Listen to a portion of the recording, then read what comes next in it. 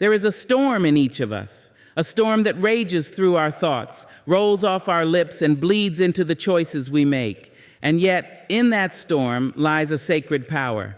Control your mouth, and you'll no longer have to apologize for truths you didn't mean. Control your mood, and you won't live as a puppet on the strings of other people's chaos. Control your money, and you'll never beg freedom from someone who bought your silence. Control your mind. Oh, when you control your mind, you walk into rooms no fear can follow you into. Now, I don't offer empty poetry today. I offer you survival, because until you master you, the world will master you. And if you stay with me just a few more moments, I will show you how to take the wheel back with grace, with grit, and with quiet fire. The tongue is small, yet it can shape the course of a life. It carries no bone, but it can break a soul.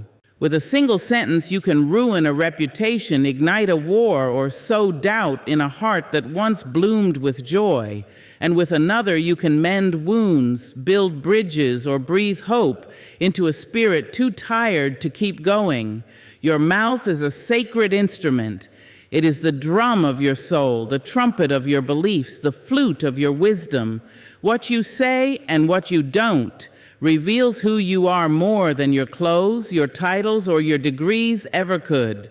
Too many walk this world flinging words like broken glass, unaware of the blood left in their wake. We mistake cruelty for clarity. We speak without thinking, defend without listening, and joke without conscience. And then we wonder why our relationships feel like battlefields and not homes. But a wise one, a wise one, knows when to speak, when to pause, and when to say nothing at all. Not because they are afraid, but because they understand that not every truth needs a tongue, and not every silence is empty. There is power in restraint. There is peace in thoughtful speech. When you control your mouth, you do more than avoid trouble. You become a safe place. You become the voice someone longs to hear after a long day. You become the one who calms storms, not the one who creates them. You become medicine in a world addicted to noise and sharpness. And hear me when I say this. Controlling your mouth does not mean you shrink. It does not mean you bite your tongue while injustice roams free. No, it means you choose your words like a sculptor chooses their tools. You speak with purpose, not impulse. You speak not just to be heard, but to be felt in the marrow, in the heart, in the places where real change begins. You must ask yourself, do your words build or destroy? Do they fan the flames or do they quench the fires? Do you speak out of ego or do you speak from a well of grace? Let your words be gentle, even when they are firm. Let them be clear, even when they are deep. Let them carry truth, but never without compassion. For what you say, once spoken, cannot be unsaid. It becomes part of the air someone else breathes. So before your mouth opens, check your heart. If it's not grounded in love, in justice, in humility, pause. Because to control your mouth is not to silence your voice, it is to honor it. Let your voice be a light, not a fire. Let it be the reason someone heals, not the reason they hurt. Let it be the kind of power that uplifts and never, ever destroys. There will be days when the world feels like it is testing every ounce of your patience. A sharp word from a stranger, a delay in your plans, a betrayal from someone you trusted, and suddenly your heart beats faster, your voice climbs louder, and your peace feels like it's hanging on by a thread.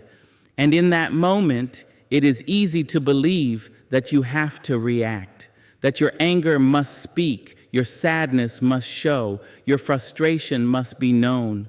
But that moment, that precise second of pressure, is the place where your strength is revealed. Not in how hard you hit back, not in how loud you shout, not in how quickly you can make someone feel what you feel. Your true strength is in the stillness before the storm. When you control your mood, you are not pretending that pain doesn't exist. You are choosing not to let that pain lead you.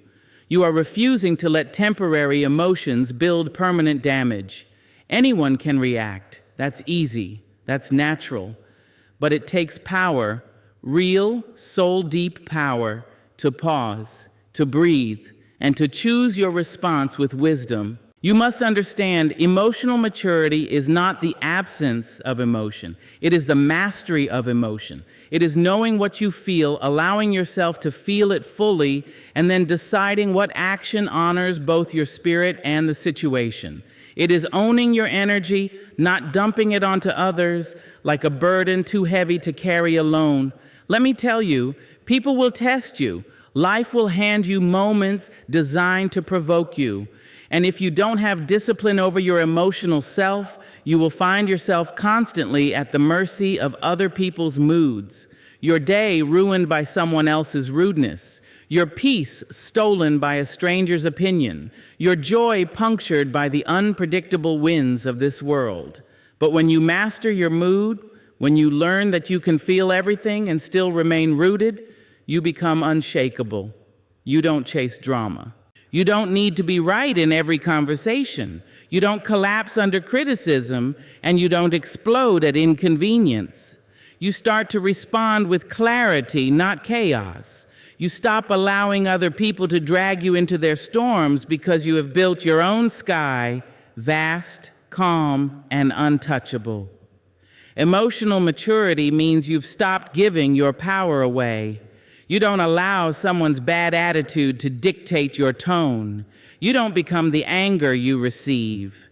You let it pass through you like wind through an open window. Felt, noticed, but not held on to. You begin to guard your peace like it's sacred, because it is. Do not confuse calmness with weakness. The one who controls their mood is not the one without feelings. They are the one who has wrestled their emotions into alignment with their highest self. They are the one who could speak with fury but chooses grace. The one who could act in revenge but chooses restraint. The one who could curse the darkness but lights a candle instead. Controlling your mood doesn't mean you suppress your emotions or pretend they don't exist. No, it means you respect your emotions enough not to let them ruin your life. You allow them to teach you, not rule you. You become emotionally literate, able to name what you feel, understand why you feel it, and then decide how to move forward. You do not have to react to everything. You do not have to join every argument, attend every conflict, or match every tone. Sometimes the greatest response is no response. Sometimes dignity is louder than rage. Sometimes silence is sharper than shouting. You begin to ask yourself, does this emotion serve me? Will this reaction help or harm? Am I being led by wisdom or woundedness? And slowly, the world shifts. People can still hurt you, but they can't move you without your permission. Circumstances can still change, but they don't drag your spirit with them. You start to notice that you are no longer apologizing for how you handled things. No longer replaying conversations where you lost control. No longer wondering why your relationships feel like minefields. Instead, you walk with calm, with clarity, with courage. It is not about being emotionless. It is about being emotionally sovereign. Because when you control your mood, you show the world, and more importantly yourself, that you are not just reacting to life. You are leading it. Money is not evil. It is not a curse. And it is not a blessing either. It is a tool, a mirror, a test. It reveals what you value, who you serve, and how much of yourself you've really claimed. To control your money is not just to manage dollars and cents. It is to govern your life with intention. It is to walk in discipline when the world tells you to consume without thinking, to spend without planning, and to measure your worth by what you wear or drive or flash. Too many people carry shame around money like a secret sickness. They never learned how to treat it, so they fear it or chase it or waste it. They say they're broke, but what they really are is unrooted, emotionally, mentally, spiritually.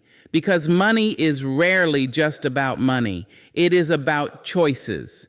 And when you don't own your choices, you find yourself asking life to bail you out of decisions you never took the time to understand. You see, money doesn't respond to hustle alone. It responds to wisdom, and wisdom starts with honesty. You must be honest about where your money goes. You must be honest about the habits that drain it, the people who expect you to save them, the holes in your spirit you try to fill by swiping a card or buying what you don't need to impress people who don't care. You must understand this. Every dollar you spend is a vote for the kind of life you want. Every purchase, every plan, every pause, it adds up. If you spend recklessly, you live reactively. If you budget with clarity, you move with freedom. And freedom is not found in a paycheck. It's found in discipline. We often inherit patterns before we understand money. Maybe you were raised in lack, so now you hold it too tight, afraid it'll vanish. Or maybe you saw money used to control, to dominate, so now you reject the idea of structure. Maybe you were taught that talking about money was shameful, so you live in silence, even when drowning in debt. But hear me, silence is not strength. Ignorance is not peace. To control your money, you must first reclaim your voice. Learn how it works. Understand interest, debt, investing, saving. Don't be seduced by luxury if it comes at the price of your stability. Don't be fooled by the illusion of wealth on display. For some of the loudest lives are the most indebted ones. True wealth whispers. It doesn't scream. When you take charge of your money, you take charge of your future. You stop waiting for rescue. You stop blaming others. You stop looking at life like a bill you can't afford. And you begin to live within your means, not because you lack vision, but because you respect your journey. You learn to say no to things, to people, to pressures, not out of fear, but out of purpose. You begin to set goals that align with who you are, not who the world says you should be. You save not just for emergencies, but for peace. You invest not just for wealth, but for legacy. And you spend with joy because you know where your money is going and why. Financial control is not about being rich. It's about being responsible. It's about knowing that you can buy the shoes, but you don't need to buy 10 pairs to feel worthy. It's about understanding that you can love nice things, but not need them to define you. That you can bless others, but not bankrupt yourself doing it. That you can be generous and still have boundaries. And maybe the most important truth of all, money is energy, and energy needs a channel. If you waste it, it runs wild. If you honor it, it flows. So no, don't just chase money. Understand it, guide it, respect it. Let it work for you, not rule you. When you own your money, you no longer fear what you owe because you've built something stronger than credit. You've built character, and character pays what cash never could. Master your money, and you won't need to beg for freedom. You'll already own it. Quietly, steadily, fully. The mind is a magnificent servant, but a dangerous master. It speaks in whispers and shouts, in memory and imagination, in fear dressed as logic and hope dressed as silence. It will tell you stories, some true, some twisted, some handed down through generations that never questioned them. And if you're not careful, you will believe every word it says.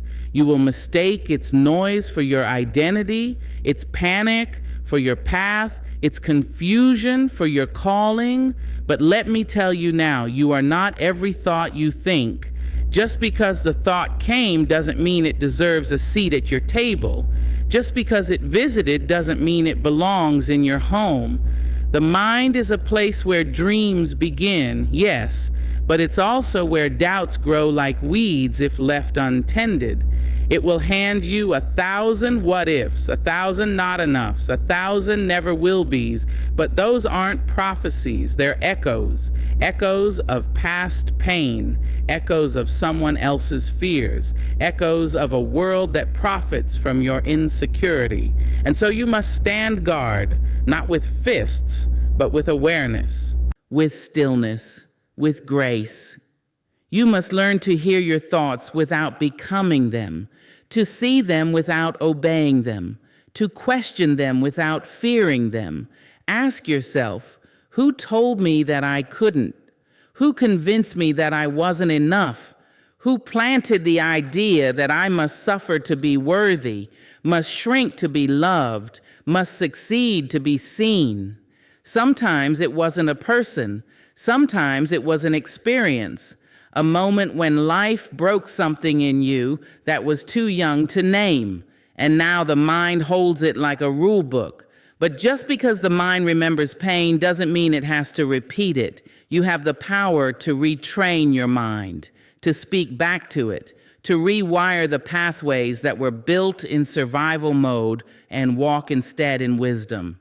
And no, it won't be easy. The mind resists change. It clings to the familiar, even when the familiar is suffering. But you were not born to live trapped in your own head. You were born to lead it. You see, thoughts come and go, but the one who watches them, that's who you really are. The observer, the stillness behind the storm, the calm behind the chaos. That's the self no thought can define. And when you begin to identify with that part of you, the quiet knowing part, then thoughts lose their grip. They pass like clouds. They float by like dust. And you stand taller, clearer, freer. There is no shame in having dark thoughts. The shame is in believing that they are the whole of you, that the fear is final, that the doubt is destiny, that the past is the prophecy. No, my love, you are not broken. You are just becoming, and the mind is catching up. Feed your mind the way you feed your body. Don't let it starve on negativity, on drama, on comparison. Nourish it with truth, with stillness, with silence. Let your thoughts rest. Let them stretch. Let them breathe. Not every problem must be solved in your head. Some things dissolve when you put them down. And learn the art of focus, because your mind will chase everything shiny, everything loud, everything urgent. But you must choose where to place your attention. Attention is power. What you focus on grows. If you feed fear, it multiplies. If you feed peace, it deepens. If you feed gratitude, joy will not be far behind. And understand this, the mind will always offer worst-case scenarios. That's its nature. It's trying to protect you. But protection and imprisonment are not the same thing. A life lived only by the logic of fear is a life half-lived. So thank your mind for trying to keep you safe, but remind it with love that you are in charge now. Your thoughts will not always be kind, but you can be kind to yourself anyway. Your thoughts will not always be clear, but you can move forward anyway. Your thoughts will sometimes say, "You can't," but your soul will whisper, "Watch me."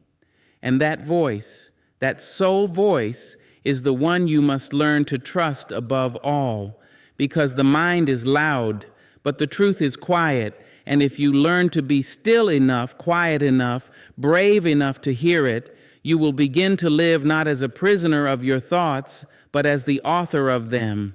You are not every thought you think. You are the one who decides which ones to keep, which ones to challenge, and which ones to let go. And that is what freedom truly is. There is something noble, something regal about a person who knows how to govern themselves. A person who does not need to be watched to do right, who does not need applause to keep going, who does not need revenge to feel victorious. That person walks differently. They speak with intention. They do not follow every impulse. They do not spill themselves everywhere just to feel alive, because they understand one quiet truth: self-control is self-respect. To control yourself is not to cage yourself. It is not to shrink or to suffer or to deny your full humanity. It is to honor yourself so deeply that you refuse to be ruled by anything less than your highest wisdom. It is to be free, not from responsibility, but from recklessness, not from effort, but from regret. When you lack self-control, you hand your life over to whatever feeling shows up first. Anger becomes your voice. Desire becomes your decision maker. Distraction becomes your God. And little by little, you trade your peace for short-term pleasure. You trade your dignity for validation. You trade your future for a feeling that won't last the hour. But the person who respects themselves says, no, I am worth more than that. I am worth more than what is easy. I am worth more than what is cheap. I am worth more than what feeds me today, but robs me tomorrow. Self-control is not something you're born with. It's something you build slowly, quietly, in moments when no one sees you. It's in the pause before the reaction, the silence before the comeback, the breath before the indulgence. It's in the decision to walk away when your ego wants to stay. It's in the moment you choose patience instead of impulse, boundaries instead of chaos, commitment instead of comfort.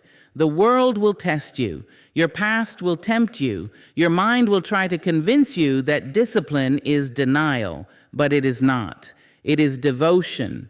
It is declaring that your life, your energy, your spirit are too sacred to be wasted on things that drain you, break you, confuse you.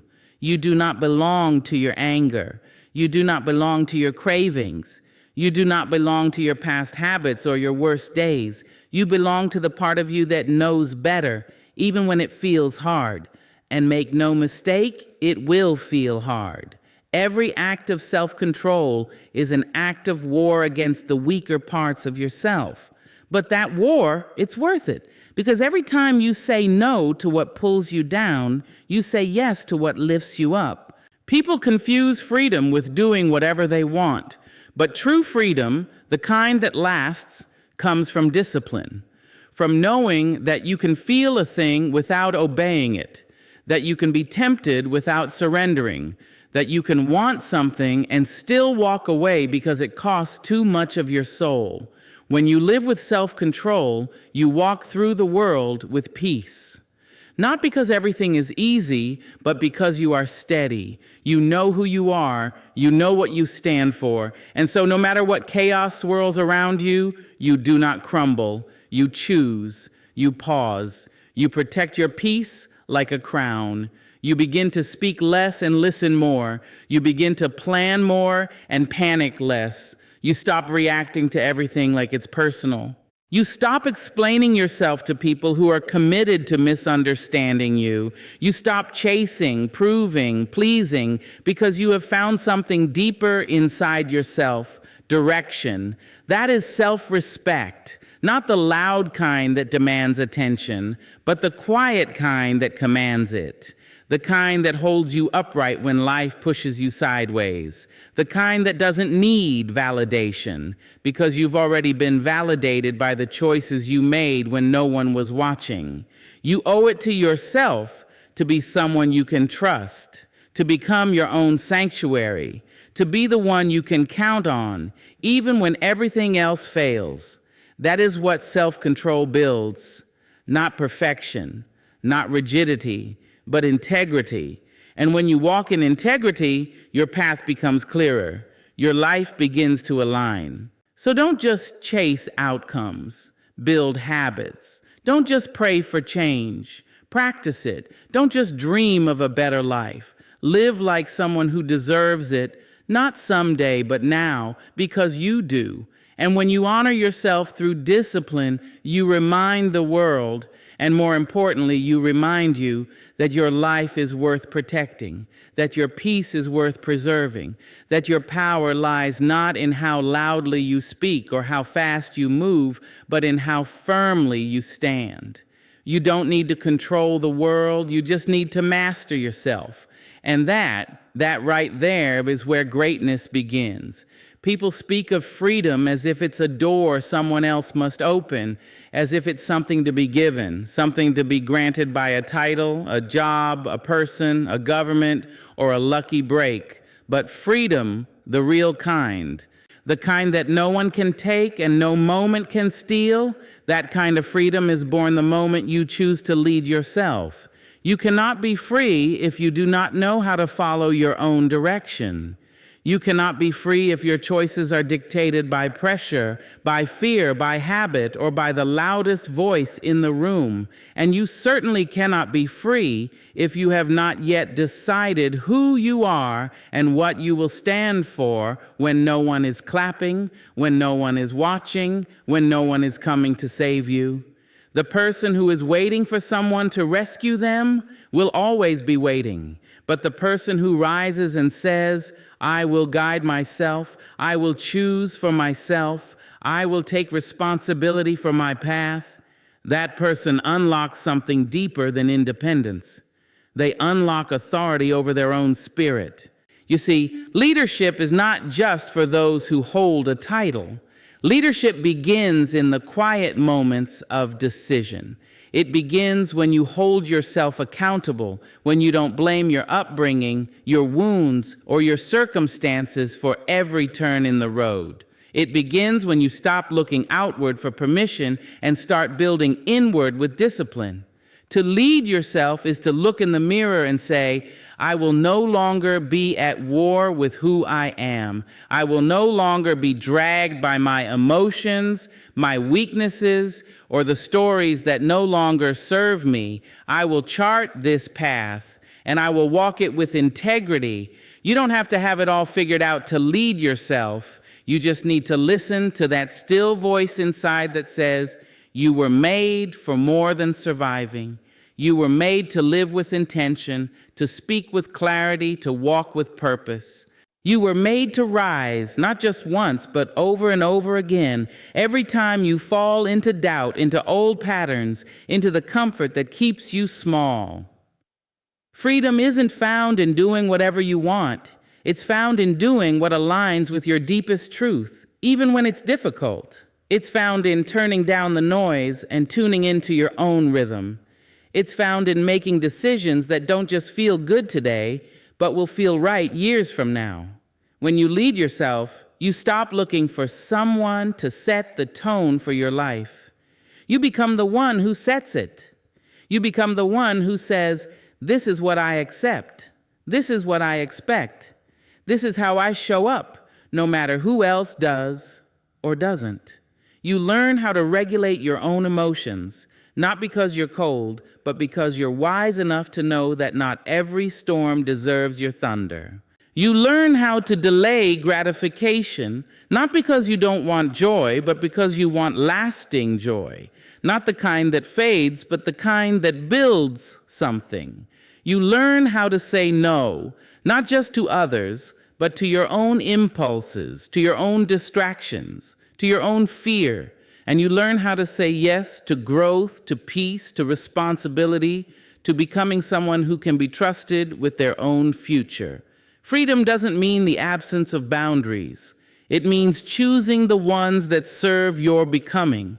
It means knowing what to protect, what to pursue, and what to walk away from, even when it's hard. When you lead yourself, you stop waiting for external change and start creating internal transformation. You stop waiting for life to be easier and begin becoming stronger. You stop chasing applause and begin chasing alignment. And with every small choice, every early morning, every quiet no, every honest reflection, you begin to build a foundation of freedom so rooted that no storm can shake it. The truth is, no one can walk your path for you. No one can do your healing. No one can force you to grow. That is your sacred work. And when you begin to embrace that work, when you begin to take the reins of your own mind, your own habits, your own spirit, then freedom becomes more than a dream. It becomes your daily reality. Freedom is not just a destination, it's a posture, it's a way of living. And it begins not with controlling the world around you, but with leading the world within you. Because once you lead yourself, no one can ever lead you astray again. So here's the truth, my dear one. You are not here to be ruled by impulses, silenced by fear, or enslaved by doubt. You are here to rise, to govern your spirit with honor, to choose your words with love, to spend your life like it matters because it does. Master yourself and watch how the world changes without the world changing at all.